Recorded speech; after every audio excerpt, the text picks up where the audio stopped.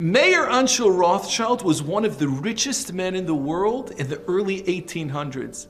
But in his day, because there was no internet, he was able to travel relatively easily as very few people knew what he looked like. One week when he was traveling, he and his assistant ended up before Shabbos in a small town. He checked into a hotel, and in the afternoon, he went to the main shul for Mincha and Kabbalah Shabbos. He waited, and although the shul was full, they didn't start Mincha. Frustrated because Shkia was almost upon him, he asked someone, "Why aren't they starting Mincha?" And the person answered, "We're waiting for the gevir, the wealthy one of the town, to come to shul." Mayor Anshel was greatly disturbed that a gevir would demand that the shul wait for him to start davening, and he was doubly shocked when after Ma'ariv, people lined up to say Good Shabbos to the gevir first, and only then to the Rav. The next morning, once again, shul did not start until the town gevir had arrived, and he came very late.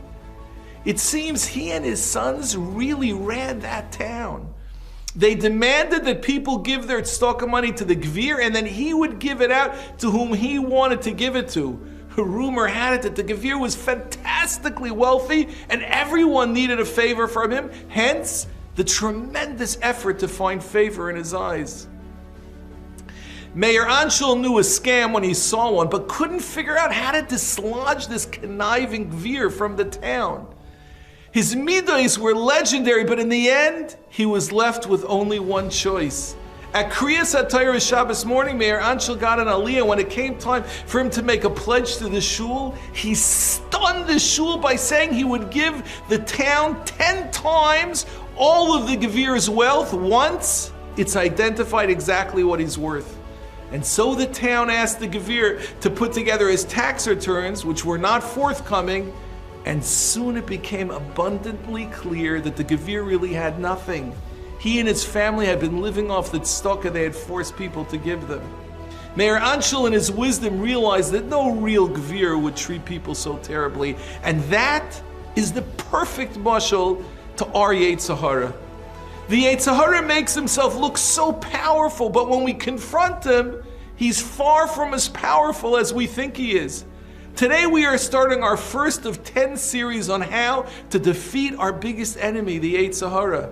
There's a lot to say about our lifelong enemy. Today I want to share with you one thought. The first rule of the 10 rules of beating the Yetzer Hara is the Yetzer Hara's tactic is to make himself so strong in our eyes that he seems undefeatable, and it's the old word. If you think something is impossible to defeat, you won't even try to fight. The first step in defeating the Yetzer Hara is to take away the undefeatable aura he's created for himself. I'm not saying he's a lightweight, but one of his primary tactics is through smoke and mirrors to project himself as much stronger than he actually is. If we just change our outlook from being scared of him to realizing he's just a paid puppet who works for Hashem and there's nothing to fear, we will be taking a giant step in beating him. Thank you for listening to the Guard Your Eyes Daily Chizuk broadcast. Pass them on to your friends and help spread Kedusha in the world.